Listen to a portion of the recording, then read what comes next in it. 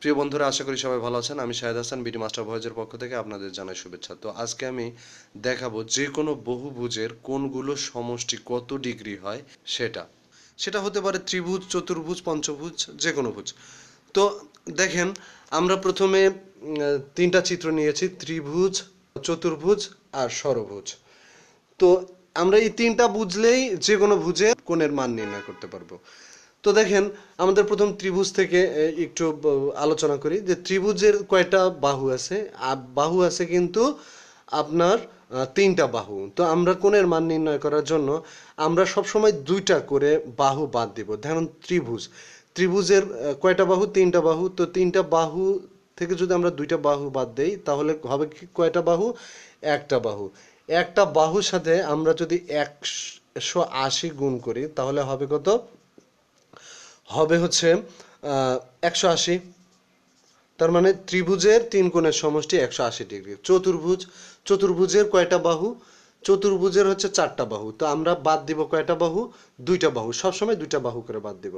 তো আমরা যদি দুইটা বাহু বাদ দেই তাহলে চতুর্ভুজের চারটা বাহু থেকে দুইটা বাহু বাদ দিলে তাহলে হবে হচ্ছে দুইটা বাহু। তাহলে দুইটা বাহু গুণন 180 ডিগ্রি।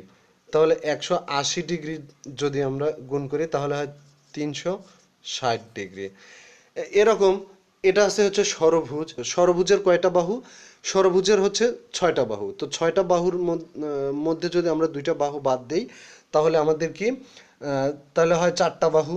তাহলে গুণন করব 180 ডিগ্রির সাথে। তাহলে আমাদের কত হবে?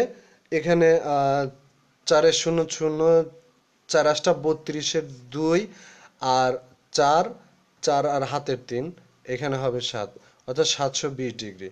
তো আপনি দেখবেন যে ষড়ভুজের সবগুলো কোণের সমষ্টি কিন্তু হয় হচ্ছে 720 ডিগ্রি। এরকম পঞ্চভুজ, পঞ্চভুজ যদি আমরা আঁকি তাহলে পঞ্চভুজের কয়টা? পাঁচটা বাহু হবে। পাঁচটা বাহুর থেকে যদি আমরা দুইটা বাহু বাদ দেই তাহলে কত হবে? তিনটা বাহু। তাহলে আমরা যদি 3 গুণন 180 করি তাহলে কত হবে? হবে হচ্ছে 0 3 6 18, 3 8 24, সরি, 3 8 24-এর 4, হাতে 2 আর 3 3 আর 2 হয় হচ্ছে 5, অর্থাৎ 540 ডিগ্রি। ধন্যবাদ সবাইকে। আজকে এ পর্যন্তই ছিল। যদি আমাদের চ্যানেলটাকে আপনাদের ভালো লাগে অবশ্যই সাবস্ক্রাইব করবেন। ধন্যবাদ।